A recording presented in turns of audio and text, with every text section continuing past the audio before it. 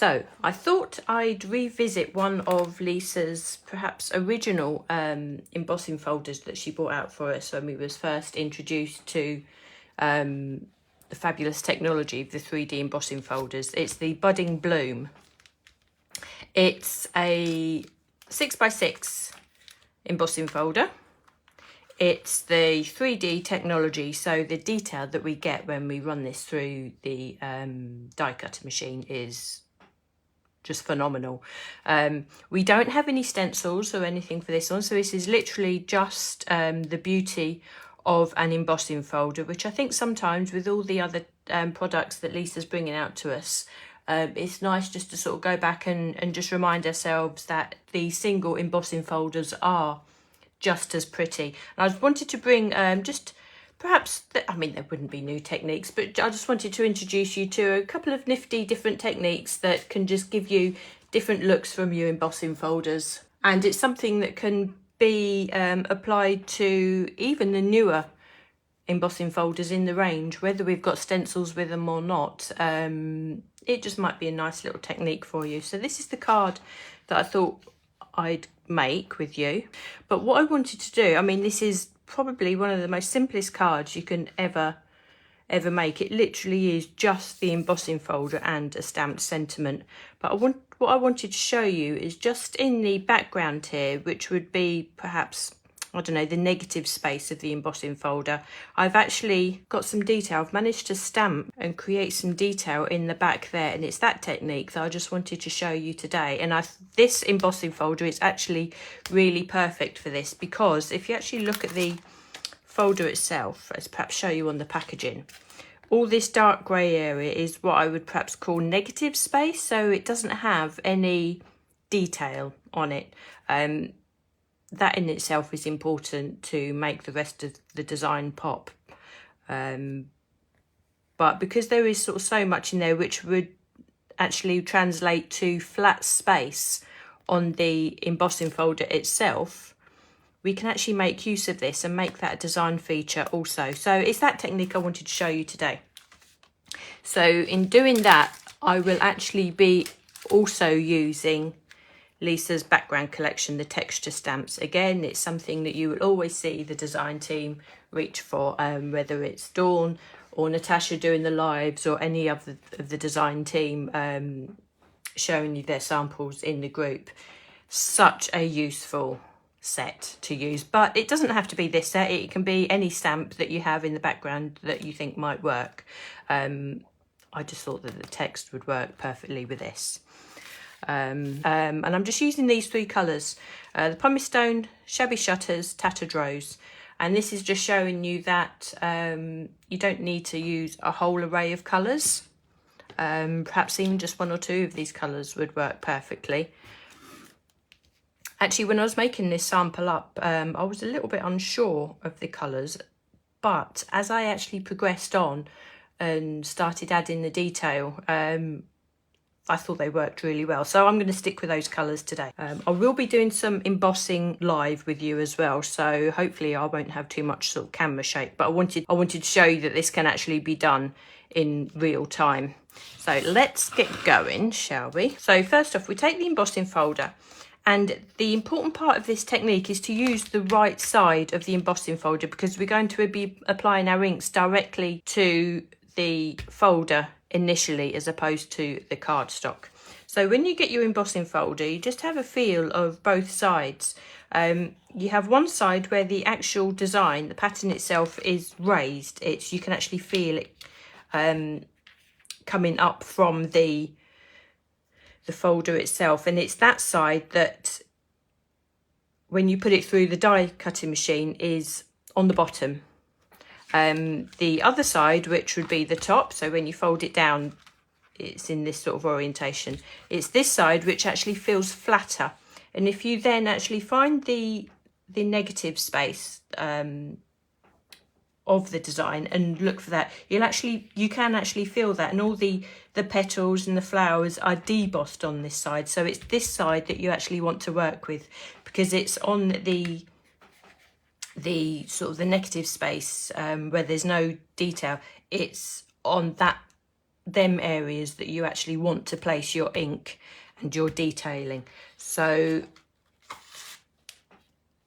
in doing this, if you want to find a way to actually remember, it might be worth just sort of placing your cardstock on the bottom, which would be where the raised area is, and so it reminds you just to put the ink and the detailing on the top just there. Okay, so what initially I want to do is just to,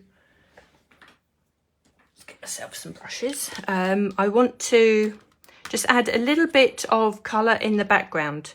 Now, I think you've possibly seen Dawn do this on some of her lives. It's a brilliant technique. I'm using sort of these paler colours, as you can see, but if you bear with me, it won't look like you can see anything basically on the screen just here. But once I run it through the die cutting machine, you will. And I do like to use the more subtle colours, but they will eventually start sort of coming through as you watch me build the pattern. So I'm going to start off with the pumice stone. Now there's a couple of ways of doing this. You can put the ink directly onto the embossing folder like so, or you can pick it up with your brush and just gently brush the ink over that detail, which is what I want to do because I don't want anything sort of too heavy. Now, using these larger brushes and using a really light touch, what you will be doing is just spreading the ink on those sort of negative space areas. Now at this stage, as I said, you won't see anything on here, but I just want to create some shading in the background there, and I'll just perhaps just add a little bit more and use my brush just to disperse that ink as you go around.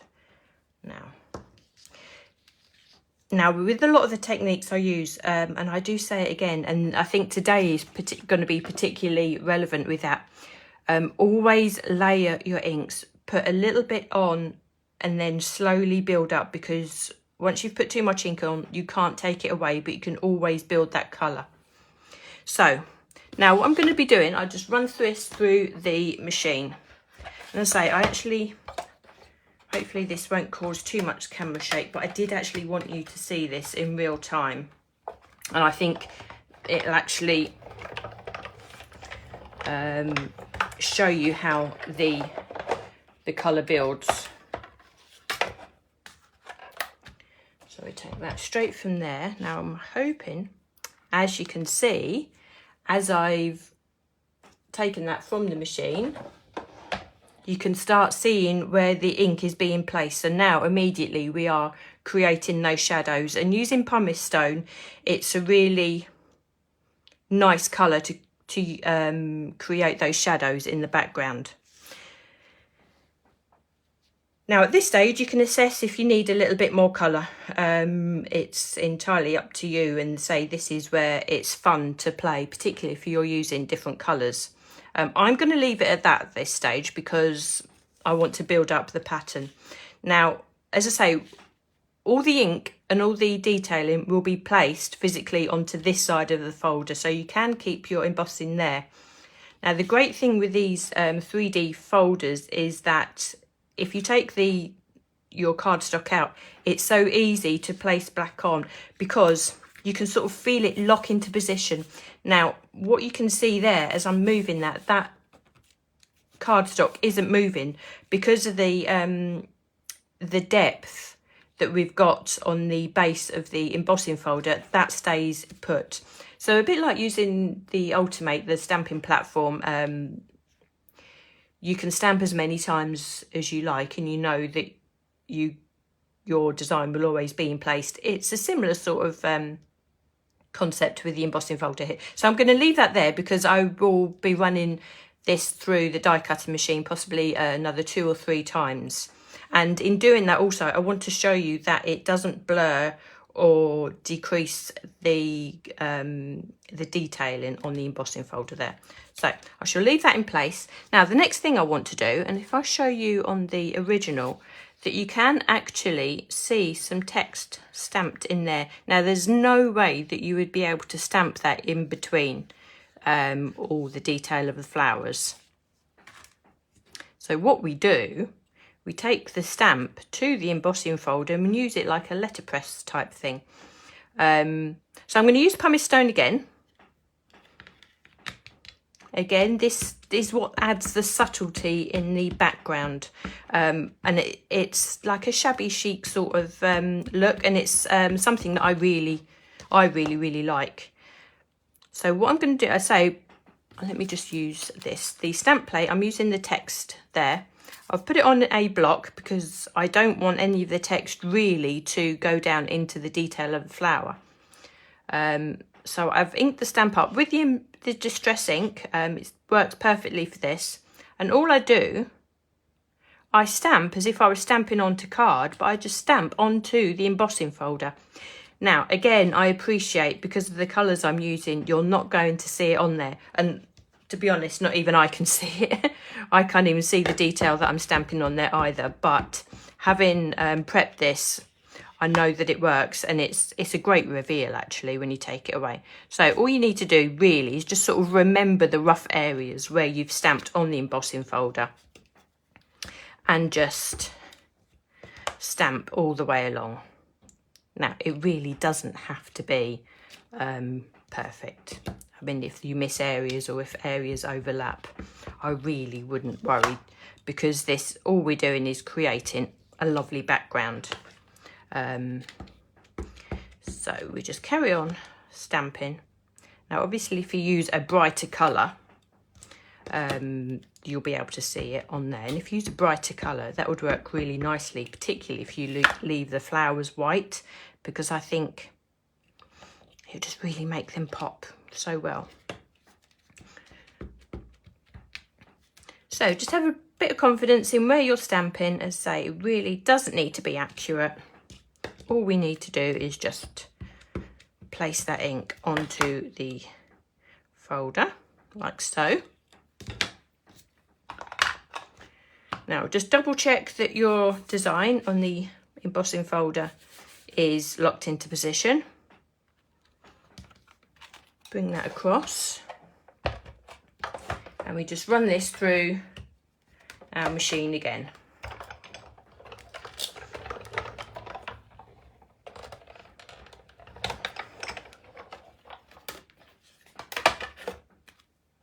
Now, actually, before I even open this up, I don't know if the camera will be able to pick this up. Hopefully it can, but you can see that the ink has already been transferred. So when I open this up, this is so pretty and it's so cool. It is so cool. And if I show you there, I'm just going to wait until my computer screen is caught up. Yes, you can see that. You can see that the detailing of the flowers has been left untouched, and you have all the stamping in the background. Honestly, I mean, I've been crafting for years, and I do various things, and I shall use this technique again, and each time I shall still have that little moment where I think, oh, it's worked.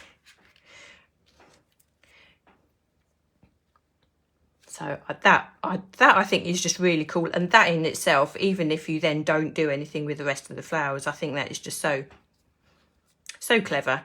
But you do need to say the perfect tools to create that with. And you can see now how this embossing folder is probably one of the better ones for doing that with, because you do need that open space to allow yourself to stamp onto. So the next thing, I'm just going to add another layer of colour and texture into the background. So instead of using the script, I'm going to use the paint splotches here. You can use either one of these. It's really your choice. Have a play.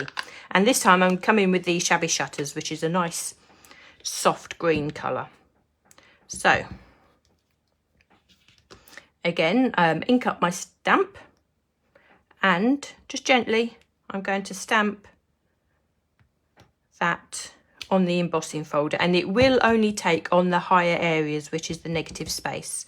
So I shall stamp that a couple of times, and I will stamp it again so we get the second generation of ink. because this is a brighter colour, it will mean that we have like a more faded version. Now, I'm not going to go too mad on this because this will actually be a lot bolder. As I said, it's always better to do less to start with and build it up. So even if you only do one stamp, run it through the folder, one stamp again, just so you get your placing right, just until you perhaps even get used to how certain things look. And you know what, if it doesn't work out first time, it's only a piece of card. Cut yourself another square, run it through the embossing again, and just try again. And that way it's really good to experiment with different colours. Now you can see there we've started building that texture in the background. Let me just lift that up for you again. Hopefully you can start seeing that. Now it's at this stage that I did wonder if that green was the right choice to make, but once I started adding detailing to the flowers, it really came alive. Now I just want to add perhaps just a tiny bit more. I don't know where. I might put some in this corner here, which will be this part of the embossing folder. So perhaps just one more piece. I really don't want to add too much more. As I say, just one stamp. I'll run it through the machine again.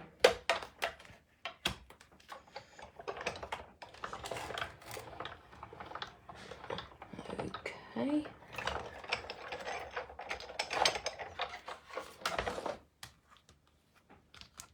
Ah, there we are. We can start seeing the detail in there. Isn't that cool? I think it really adds a different layer, and it just gives the dimension of the flowers just a really different look entirely. So having done that now, I think I'm happy with the background. I shall start working on the flowers themselves. Now, as I say, there is no stencil for this embossing folder at the moment, but that really isn't an issue.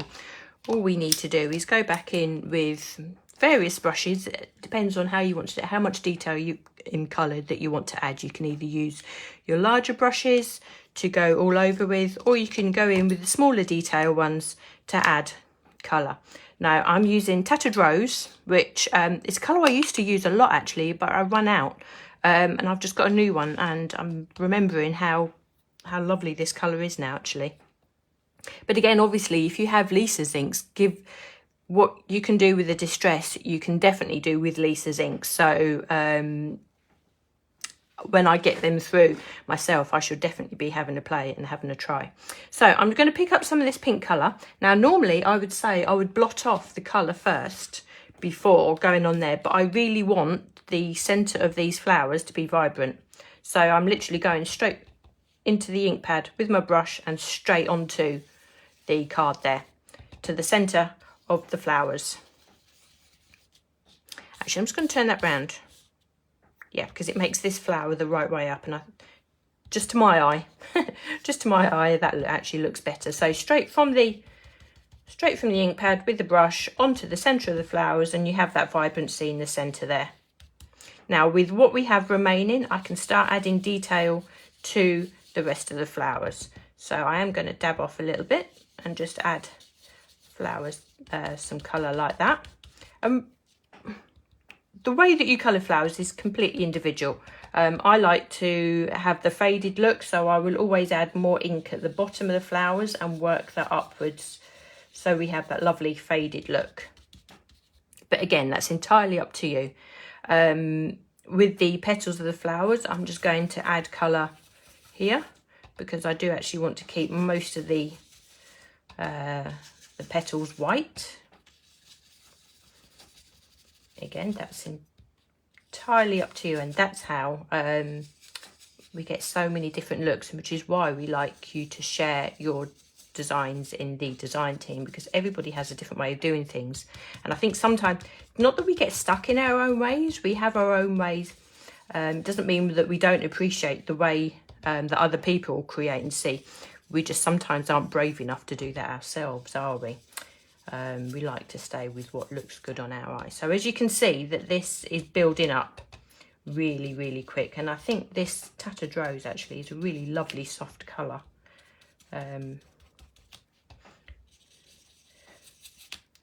So that's simple and straightforward like that. Now with these outer petals, again, I just want them really bold. So I'm going to go straight from the ink pad directly onto the paper, and you can see just how much detail, and that just gives us the idea of shading. And you can see there is absolutely sort of no skill in this at all. It's literally from the ink pad dabbing it onto the card. And the beauty actually of the distress inks, that as they dry they actually fade, so what you think might be a little bit bold and in your face initially does soften. Okay, there's just one more flower there, I think. I should put a bit of pink. Okay, next I'm going to come in with the Shabby Shutters.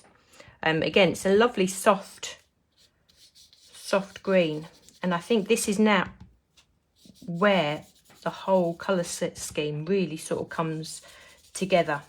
And where initially I wasn't so sure, adding the green onto the flowers, it really came alive, and I thought, ah, yes, I will stick with this. Again, I'm not colouring the whole leaf. I'm being guided actually by where Lisa's put the shading on the leaves, which is just perfect, because where the shading is, all the lines there, is where the leaf would be darker. So I think that's just a really good guide as to where to put the majority of your ink and your colour. And just work outwards, and you can see with these detail brushes it gives you just enough detail to work into those smaller areas without actually crossing down into the background there where we've already added our detail. So just make sure that we have a good spread of green all around the card.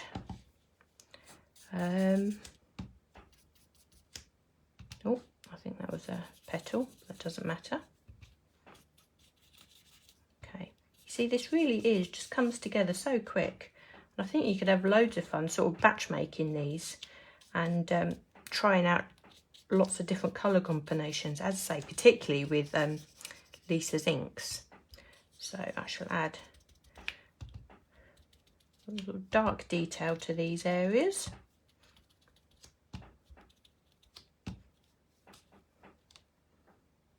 And that really is that. You don't need to do a huge amount more.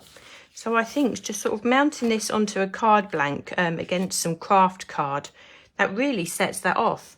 You don't need much more. Entirely up to you. You can choose whichever sentiment that Lisa's had in her collection would be perfect, I think. But to me, just a simple white tag with any sentiment again. I'm using one from the scripted sentiment set because I love the font on this and it's just so simple. I'm going to use a VersaFine Clair actually, just in a brown. I don't want to use black, it might be too harsh for this today. So just a quick sentiment on the like so. Initially I thought perhaps I'd layer this up onto crafts card and put it itself.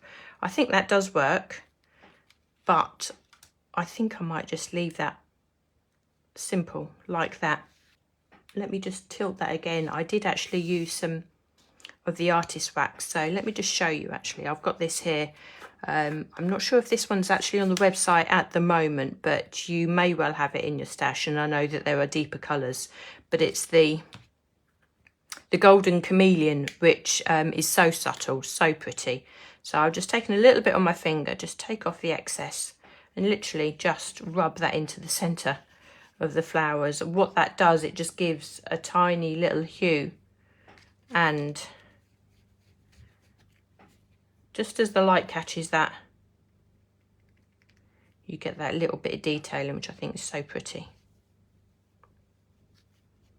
Just run that up onto the petals. Let me just, hopefully the camera can pick that up. I'm not sure if it can or not. Let me see. Oh yes, it can, just about. Actually, while I'm here, let me just add a little bit onto there because I think that looks lovely. There we are. Pop the sentiment back on, and there we're finished. So thanks for joining me again, and I shall see you next week. Take care, everyone.